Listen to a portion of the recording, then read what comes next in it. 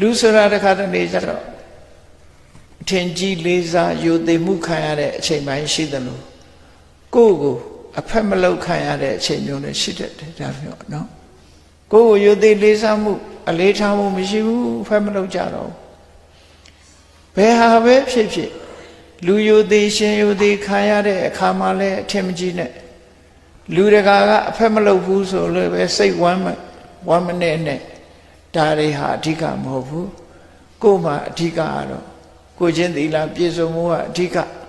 ကုသိုလ်ကောင်းမှုရနေဖို့ကအဓိကစိတ်ကောင်းနှလုံးကောင်းထားလို့အသိပညာတွေတတ်ဖို့ရအဓိကလို့ပညာနဲ့အသက်မွေးဖို့စင်ញင်သုံးသပ်နေဖို့ကအဓိကအဲ့ဒီကြလို့ရှိရင်လူမသိသူမသိကိုယ်မလေးစားဘူးဆိုဘာမှမလုပ်နဲ့ဥပုသ်ဆောင်လိုက်မယ်နော်တရားနာနေမယ်ပညာသင်နေမယ်ကိုယ့်အကိုတတ်အောင်ကုသိုလ်ရအောင်နေလိုက်မယ်အဲ့ဒါအဓိကလူမသိတော့လေပိုကောင်းတာပေါ့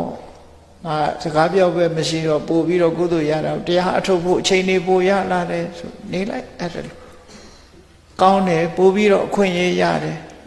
အရင်တော့မှငါအဖက်လုံးမဲ့လူတွေရှိတယ်အခုဘယ်သူမှအဖက်မလုပ်ဘူးဘယ်သူမှဂရုစိုက်စရာမလိုဘူးကိုထမင်းကိုစားတရားအထုတ်နေမယ်ဆိုစိတ်ဓာတ်မွေးလိုက်အဲ့ဒါလို့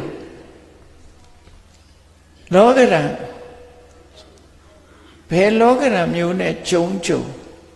ဘဝကိုအနိုင်ယူနိုင်ရမယ်လို့သူတို့ဆိုလို့တယ်ပေါ့